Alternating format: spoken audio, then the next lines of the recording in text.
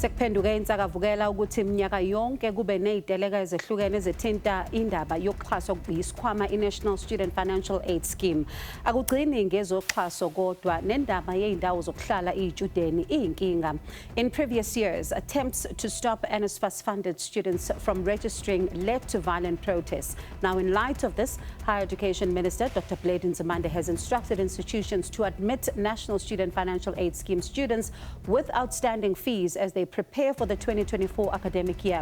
Nzimande says that students should not be blamed for unpaid fees and urged a quick resolution to outstanding payments. Ohlelweni namuhla sibuza ukuthi, is South Africa ready to roll out alternative models of funding for higher education students on a larger scale? What role can the general public as well as the private sector also play in helping students financially to access higher education? Sikubingelele mbukeli sikwamukela Ohlelweni Asikhulume Let's Talk. Igama lami ngingubongiwe umakhumalo wakwazwane. Mbukeli sikukhumbuze ke ukuthi ungaba ingxenye lolu hlelo ngokushayela ucingo sizwe umbono noma umbuzo wakho. Inombolo zethu zocingo 01171406777 noma 011714068.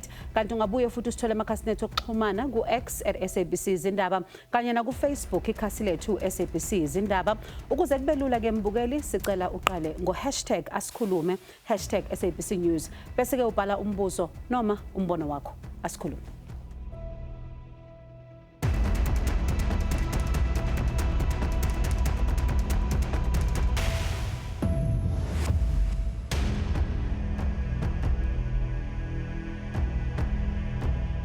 Mbukeli sizoqala nje kuwo lo nyaka isigaba sokuqala sokuxhaswa kwezitshudeni ezaziwa nge-missing middle ngemali yokufunda ezikhungweni zemfundo ephakeme.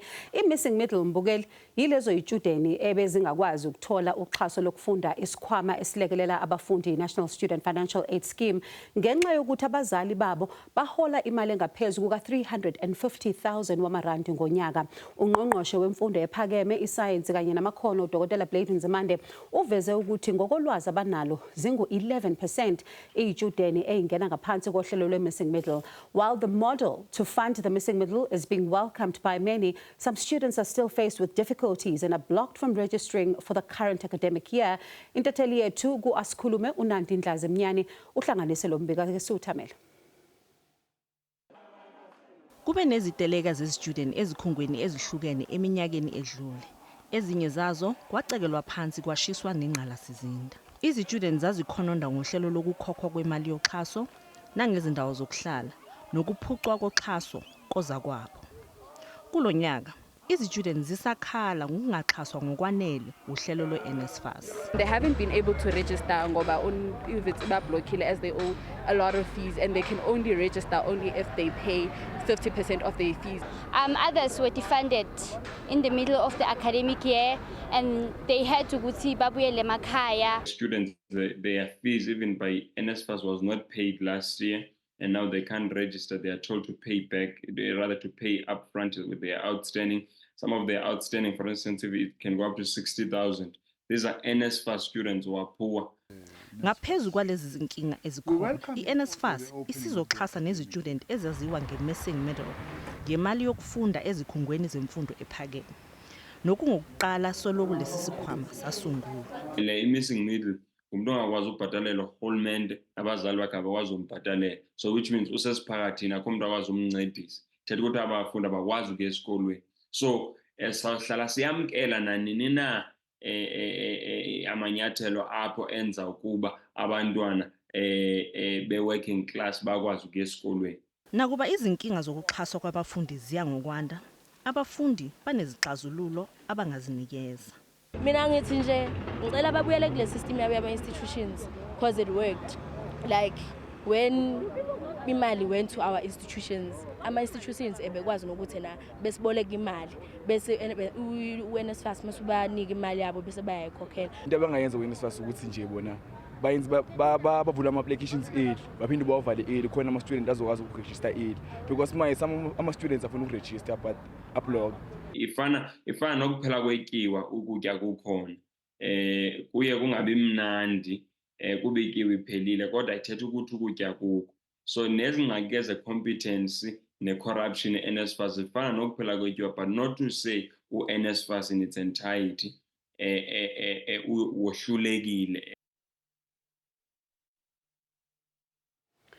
Mbukeli ukudingida kabanzi ngalokho asamukele ihambeli zethu Minister of Public Works and Infrastructure uSihle Zikalala kanye no Venus Blenis MEC for Youth, Women, People with Disability Communication and E-Government was in Northern Cape, and we also extended an invitation to NSFAS kodwa abaphendulanga.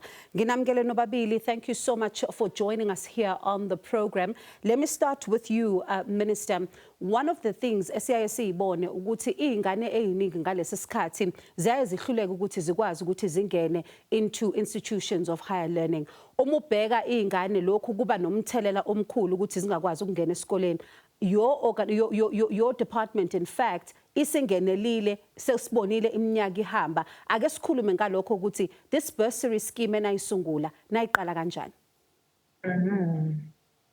Well, siyabonga le bursary scheme iqalwe umnyango eminyakeni eyishumi edlule 10 years ago. Icover isikakhulukazi abantwana abasuka ezikoleni lezo ezinge background yobumpofu esizibiza ngokuthi i-quintile 1, 2 and 3. Yilabo bantwana kodwa esiyesikwenze lezi izikole siyasibheka ama-subject abafundi abawafundayo beseko grade 10 sikwazi ukukhula nabo sibanike i-support through i-mentorship nazo zonke ezinye izinhlelo ekugcineni bese sikwazi ukubanikezela ama-bursaries. Lama-bursary esiwanikezelayo akhava ukuthi umfundi abhalise nemali yonke yokufunda athola imali yokudla bese thola a monthly allowance yokuthi akwazi ukwenza izinto ezincanyana lezo ezomgcina ephilile. Siqhuquzela futhi nemboni abazimele izimboni ezisebenza ngaphansi kwe-construction sector ne-property ukuthi nabo basilandele ngoba lama skills esiwakhayo ama skills abawadingayo na. And MEC, while we listen to what the Department of Public Works is doing in order to try and assist students who are not able to get into various institutions of higher learning because of funding issues, I wonder from your vantage point then, let's talk about the measures that you're putting in place as to, be able to assist in this regard as well. Thank you very much, Bongiwe. Let me appreciate this opportunity and greet all your viewership out there. We have in the Northern Cape what we call the Northern Cape Premier's Transversal Bursary Fund, which is a bursary fund that looks at assisting those who are from disadvantaged backgrounds to be able to pursue their higher education studies. And this was initially a loan to students, and when the Premier did his maiden speech on 2019, he then announced that this will be a full scholarship, which wiped away about 154 million of debt of students who were owing government at the time. And it's now a full bursary scholarship, which covers your registration fees, covers your tuition fees, and your accommodation and book fees in university. Now, we understand that we may not be at a point where we can help every student, but we have been able to date to assist about 405 students who are from the Northern Cape to study at any higher institution of learning which is not privately owned in South Africa. And is it open to any students, MEC? It is open to all students. Well, basically how the evaluation is done is based on combined income from a household. So we have different thresholds. So if you fall between the 0 to 350,000 income household, then you qualify for 120,000 funding from government. But we've also realized that those who fall in the brackets of 350,000 to 550,000 at times cannot afford fully the fees of their children, and we are then offering 100,000 for such families. So it's basically broken down into different categories of income from the different households. And angibuye kuwe Khuzeni, does the same then apply kunina? Nani niyabheka ukuthi mhlambe abazali bahola malini noma nifaka zonke izingane? Well, we focus on the needy students from the categories I've mentioned, which are schools that are deprived. Lezi izikole ezidinge ngempela. osukubona ukuthi isemalokishini nasey'ndaweni zasemakhaya. Mese kuba khona labazali othi bakwi-middle class, I would say, kodwa usithola ukuthi bayasebenza, othisha, amaphoyisa, but bakule range yokungakwazi ukuthola usizo lukahulumeni eliyimxhaso, kodwa futhi abekho esimeni sokuthi bazenzele ngokwanele. Nathi siyabalekelela-ke labo bantwana ukuthi bakwazi ukungena bayithole le mfundaze. And manje-ke Khuzeni, umzali-ke angabuza mhlawumbe ubukile namhlanje uthi ngiqala kanjani ingane yami, ngithinta umnyango noma into eyenzeka esikoleni, bayithatha esikoleni ingane ukuthi bakwazi ukuthi iqale le mentorship enikhuluma ngayo? Okokuqala, uma kuyikole ifundisa i-maths ne-science, kuba lula ukuthi singenelele kusesesikoleni through isikole ukuthi mhlawumbe isikole basithinta ukuthi lokhu kunabantwana abangaka esicabanga ukuthi bangangena kwi-built environment. Siye adopteke isikole umese sisilekelele. Kodwa nabazali bangasithinta nje, umzali, either umzali noma umfundi basithinte direct through umnyango, sibe sesikwazi ukuthi lawo ma-individual application nawo siwalandelele, sibalekelele. All right, Mbukeli, ake sithi shelele ey'tolo masibuya sizoke sikhulume ngale nto because it is a burden if you think about the departments as well, and sibuke futhi nokuthi wena usekhaya ungakwazi kanjani ukuthi ungene nawe uma umfundi uthola ukuthi mhlawumbe awunamali, imapha amamaka afunekayo kuwena, imuphi umsebenzi ongakwazi ukuthi uwuthole mhlawumbe uma usuphothule iy'fundo zakho. Siyaqhubeka nengxoxo yethu Mbukeli, unganyakaza.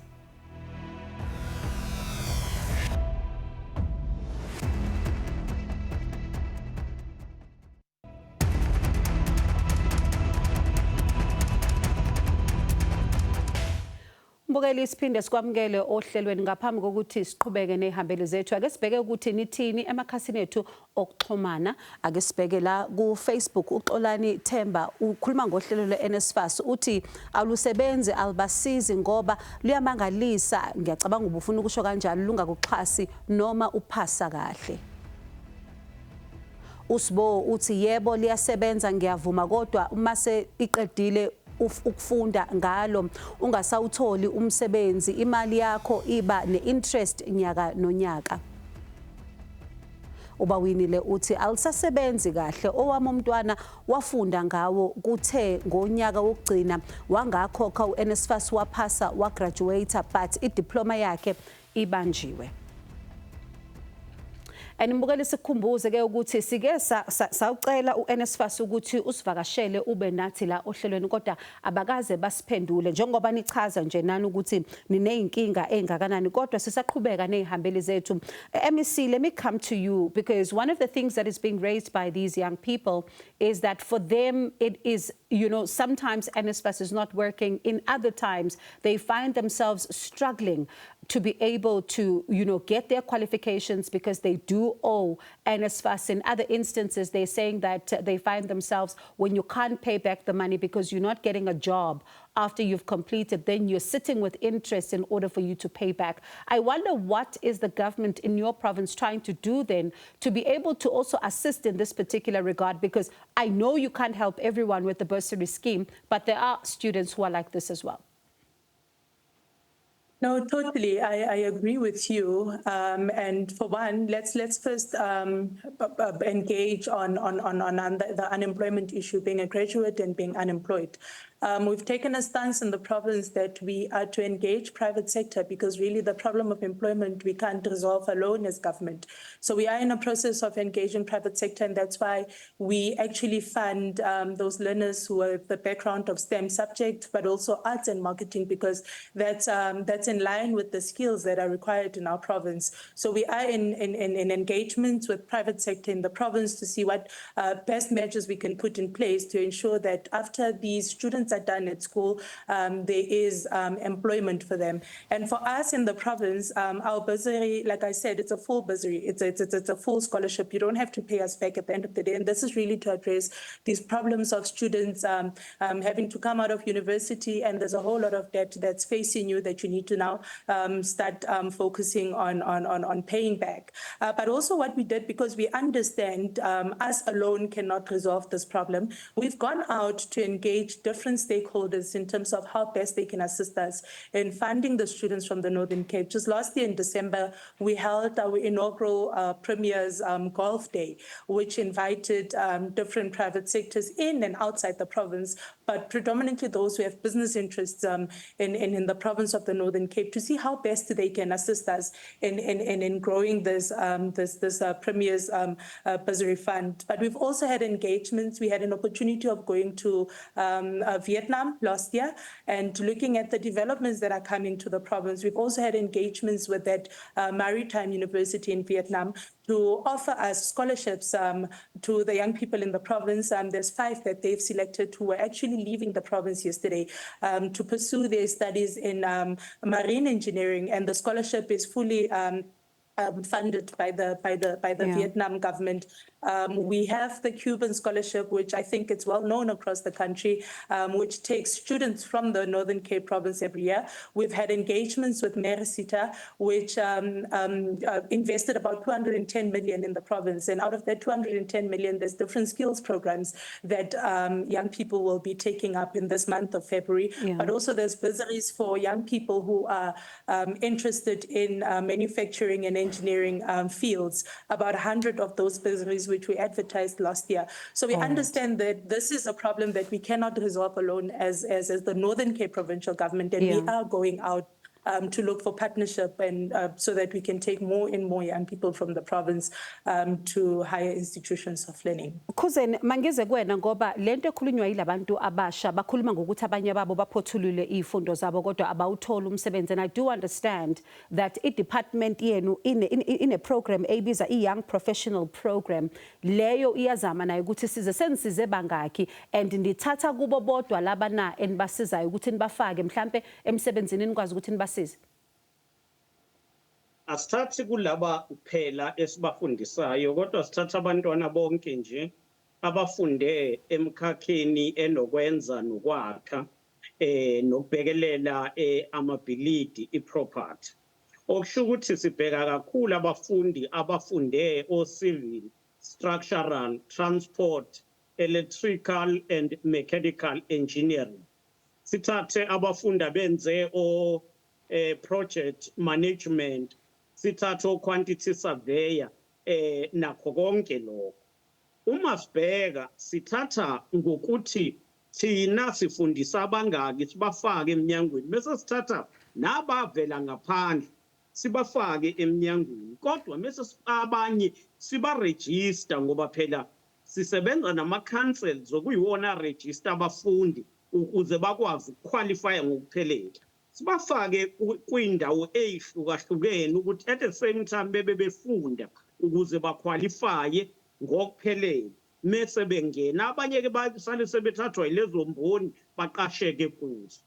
Khuzeni akunisindi lokhu ngoba siyabona phela ukuthi ezomnotho nazo ayimanga kahle. Manje niwathola kanjani amasenti ukuthi nikwazi ukuthi lezi ingane nilokho niqhubekisa nicathulisa?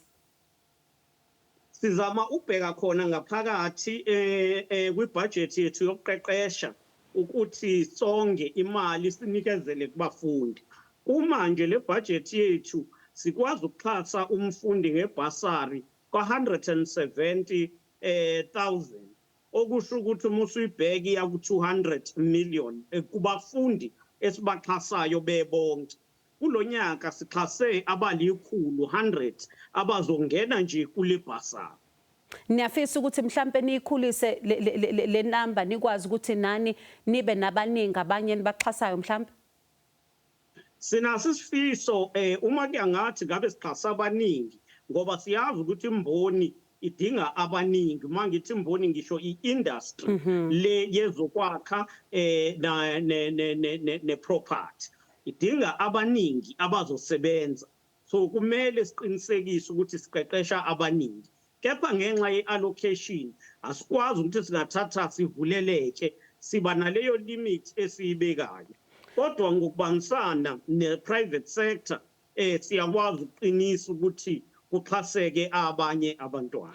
Ngizothi masibuya futhi sesiphetha ngifuna sikhulume ngalolu xhaso lwe-private sector Khuzeni, and for you MEC as well, because the private sector plays a critical role here as well. And Tina, as South Africans, what role do we then play in order to also ensure ukuthi ingane do not find themselves zingasayi ezikoleni mbukeli, ngoba inkinga enkulu lena siyibona ukuthi intsha eningi ayisebenzi kodwa nawa amathuba ayavela amanye ukuthi ukwazi ukuthi nawe ungene usondele ungene emfundweni.